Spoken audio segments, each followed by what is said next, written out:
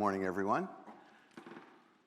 Before we get started, of course, another big thank you to our sponsors. And since I forgot to ask you to do a round of applause during the opening session, let's do it now.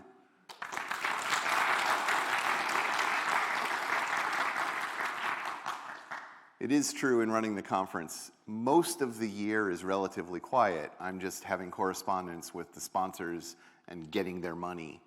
So folks on this slide I've been dealing with, in this case, since October, because we're getting ready for the February dates. So it's been really great to work with all of them, and without their support and participation, this conference would just not happen. And that's not going to work because the receiver's over here. So a little bit about me.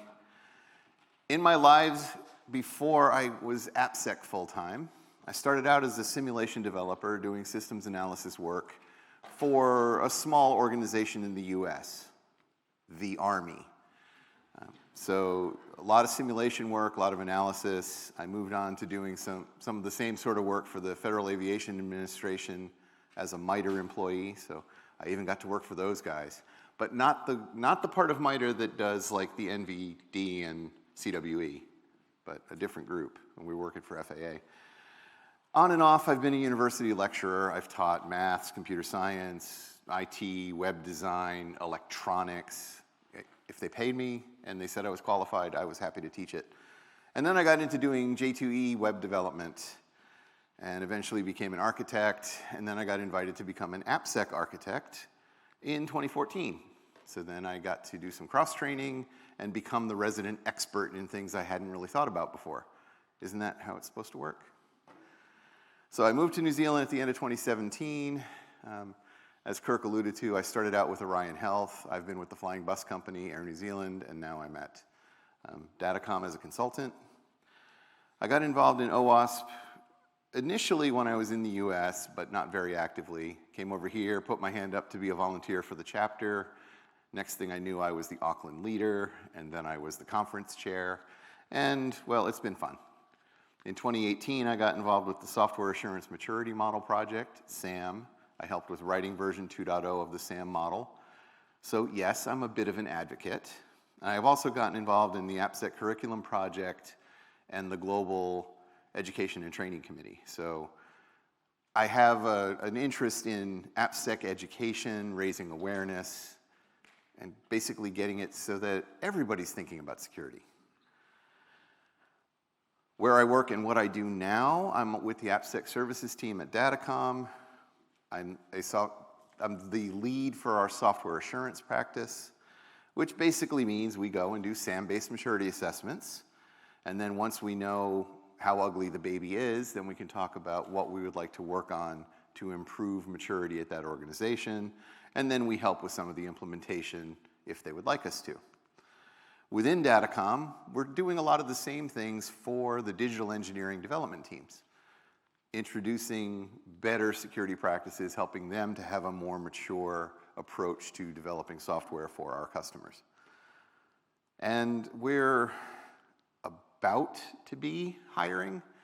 Like, we've been told, okay, you can grow your team, but we don't actually have the authority to hire yet. So you can go down and talk to the folks in the booth if you'd like to see about working with us. Okay, enough of that plug. What we're going to talk about today is the State of AppSec in New Zealand survey, which is this new initiative I pushed for and got started really just a couple months ago. What was the motivation? How do we put things together? How have we done data collection? What are we seeing in the responses we've gotten so far? And where would I like to see this go? So our motivation is, there are tons of these reports out there, the state of such and such. So it'll talk about security tooling, or it'll talk about threat modeling, it'll talk about risk management. And you can get these white papers. Of course, you usually have to give away your details in a web form, and then they give you this lovely PDF. But then when you really look at it, one of the things you realize is they're incredibly US focused. Really, if you do a survey, if you do literature research, well, there's tons of material about what's going on in the US, and there's a good bit around Europe. You get out of those zones, and there's not nearly as much and it's not locally focused. So when we try to talk to customers, we often get that response of, well, but New Zealand's different. Now, when I first heard that, having moved here just a few years ago, I was like, no, how could it be all that different? And well, the truth is, New Zealand is different. The largest companies in New Zealand would be small enterprises in the US. It's a completely different scale. We're working at different funding levels, different revenue streams, different business models, different customer base sizes. It is different. But it's not really that different. We're building software. We're in a global economy, so the same principles apply. The key thing is that we don't have local data. How are things going here? And of course, consulting is my day job. And one of the things when you're a consultant is you want to instill just enough fear in the customer about how bad things are and how much they would value our contribution in order to make them safer. So in order to do that, though, you need something that's real evidence. It really is this bad. But you also want some evidence that things can and do get better. So within the New Zealand ecosystem of all of the software development that's going on here, all of the software use going on among these organizations, whether it's private sector, public sector, not-for-profits, we use a lot of software. We build a lot of software. But we don't really know how bad things are, and we don't have any sort of trend data on whether or not things are improving. So let's get some.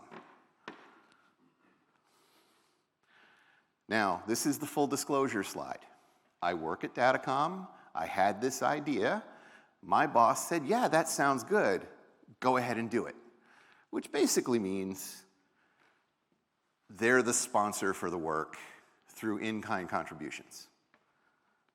I got to work during work hours on the project, and I got to use their resources. So basically, my laptop, which is Datacom owned, a couple of licenses that they own, I got to use those. So thank you, Datacom, for your support. And I know JP's out there watching, so thank you. But the key thing is this is not a Datacom project, and the product is not a Datacom product. It is an OWASP New Zealand publication, an OWASP publication. So it'll be distributed under the Creative Commons Attribution Share Alike license, which means you're free to distribute it further. You are free to make modifications to it as long as you attribute the original, which will be an OWASP document. So what are we delivering? Well, a publicly available white paper. In that white paper, no organization, no respondent will be named. It's all aggregate data. 52% of New Zealand organizations do this. As an option, we can produce a customized version, which basically is exactly the same report, but with a particular organization's answers highlighted. This is where you reported you are this year, and that will be delivered to the organization that requests it, at which point it's under Creative Commons. They can do whatever they want with it, but we won't publish it further.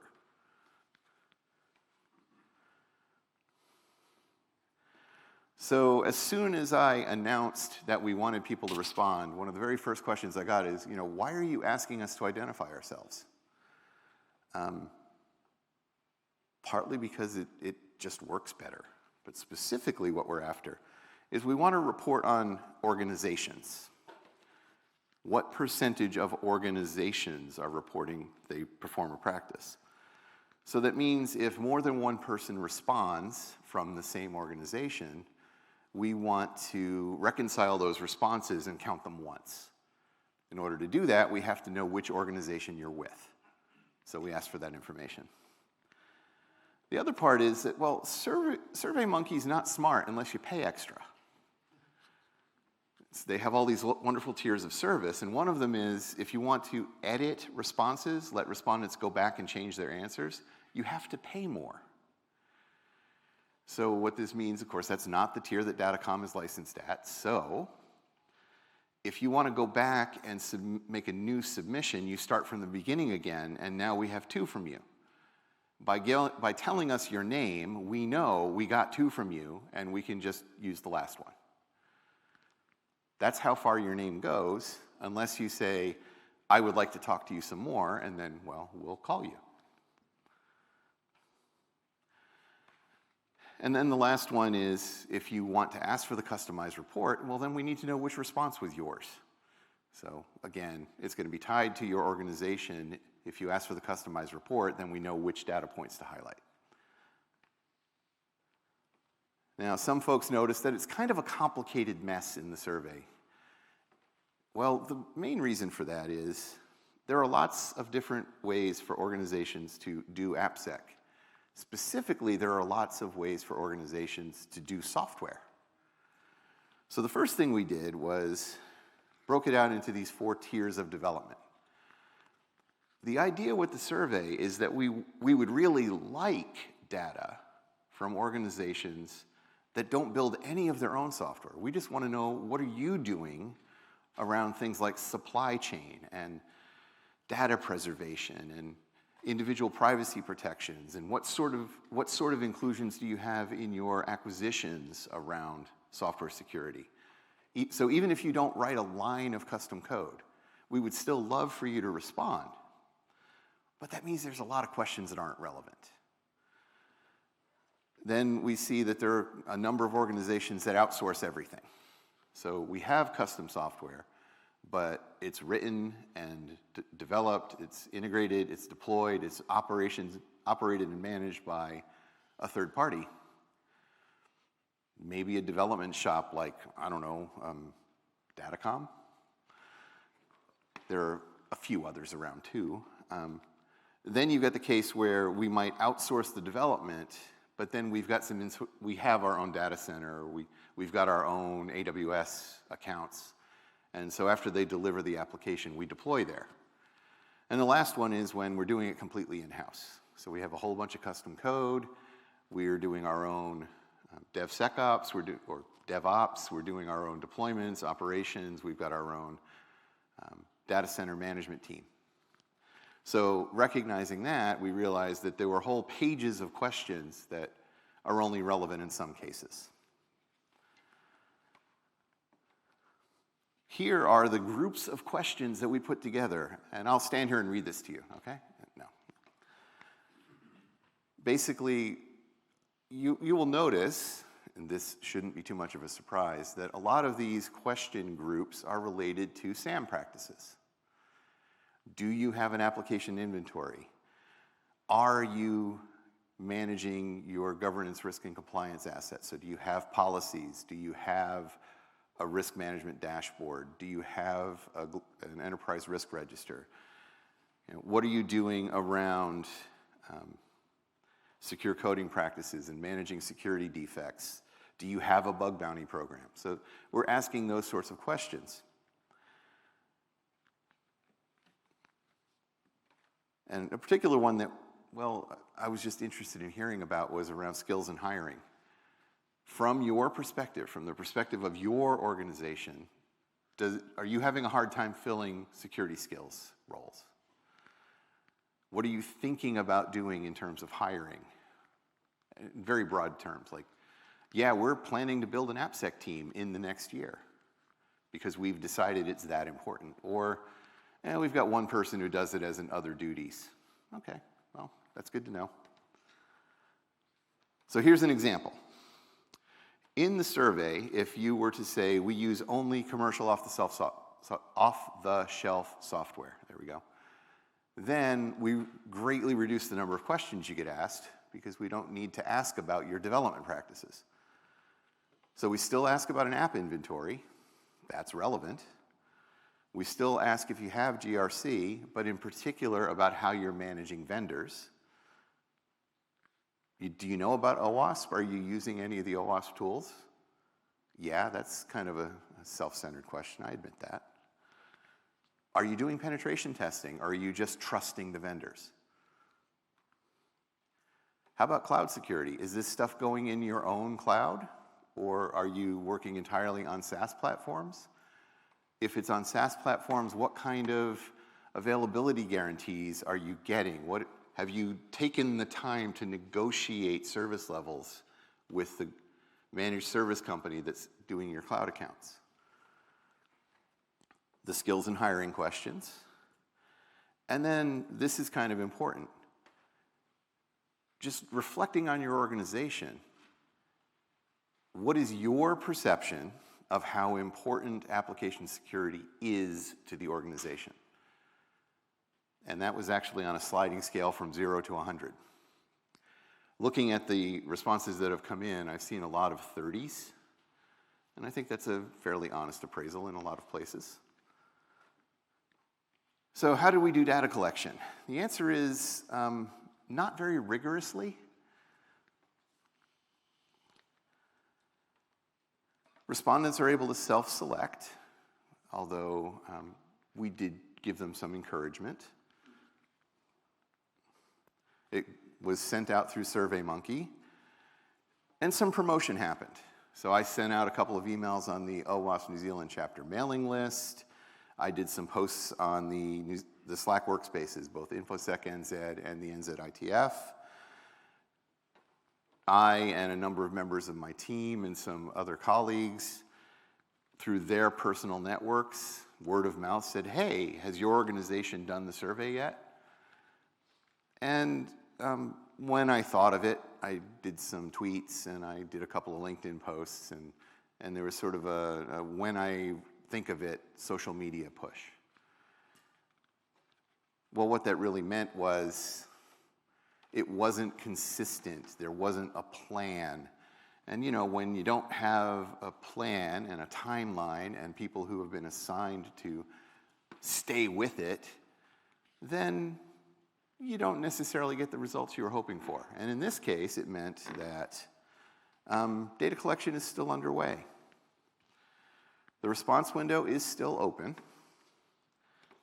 2 more weeks from today. Any responses that we receive within the next 2 weeks, as well as those 15 or so that we got yesterday, thank you everyone, will get counted and included in the first publication.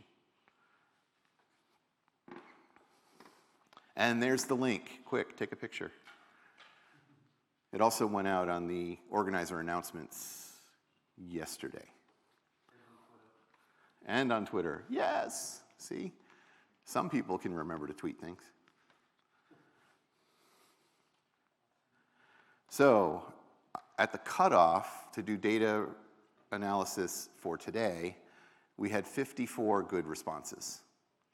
Remember how I said that you can't, every time you go in, and even if you look at the first page of the survey, when you go and look at the data, SurveyMonkey says that's a response. And so we'll see a response that has no answer to any question.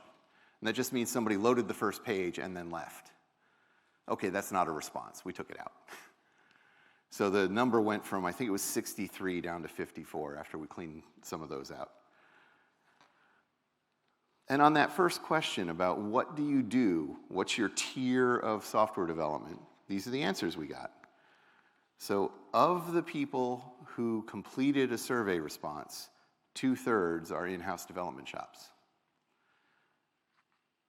Not coincidentally, most of the folks in my network, the people that I reached out to directly, are in organizations that have in-house development shops. So this is where doing something better about marketing and promotion and data collection will help us get a more balanced response set. Now I'm going to just show you the responses we saw in those 54 to a few of the questions. On what's your approach to penetration testing? And you can see in this case, over 1/3 didn't even answer the question. Now, of the 2/3 who did answer the question, a couple admitted, we don't really do anything, or we do it when it occurs to us. Then you see we do it for new applications. We only do it if they make us. But it is encouraging to see that 21 of the responses said, we've got a regular cadence. We're doing penetration testing on a regular cadence with a plan. So this could be, we've got a couple of flagship products and we do those annually. We didn't ask for those details. We just said, do you have a regular cadence? What do you do with those results? One person honestly said, we don't do anything. I'm going to wager that they also said we only do it because it's required for compliance. So we have a pen test, we have a pen test report, job done. We remediate only if it's critical. It's a quarter of the answers. But again, you can see that nearly half didn't answer the question. So of the 57% who answered, the majority said we remediate only if there's a critical finding. Now, anecdotally, yeah, that's what I see a lot.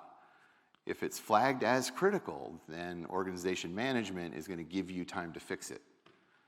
If it's not flagged as critical, then there's going to be some arguing, and you probably, for anything that's moderate or low, it might never be fixed. That's observationally, yeah, that makes sense. That question about, do you feel there's a technical skills shortage in New Zealand? So it was a yes-no question. 29% chose not to answer it. Of the 71% who did answer, the vast majority said, oh yeah, there is. So if you omit the people who skipped it, you see 95% said, yes, there's a technical skills shortage. Now, why would I be interested in that? Well, mercenary reasons, because I'm a trainer, but also when you consider the things that OWASP New Zealand might do. How might we improve the access to training and skills development in New Zealand? There's at least an acknowledgement that there's a need. So some observations on this. Most of the questions were optional because we knew that not everyone has enough information to answer every question. So if we made the questions mandatory, then for a lot of the questions, we'd be getting at best a guess, possibly just a random choice. So we made them all optional. However, that means in order to get statistically significant results for all of the questions, we need a really vast number of responses. Typically they say 50's pretty good, 100's much better. But we would need 100 responses to every question. Well, that takes us to needing to have hundreds of responses to the survey because of all of the no response items. Now, the question design and the wording of the responses was done by a group that all have very similar attitudes and similar agendas. We're in web app security.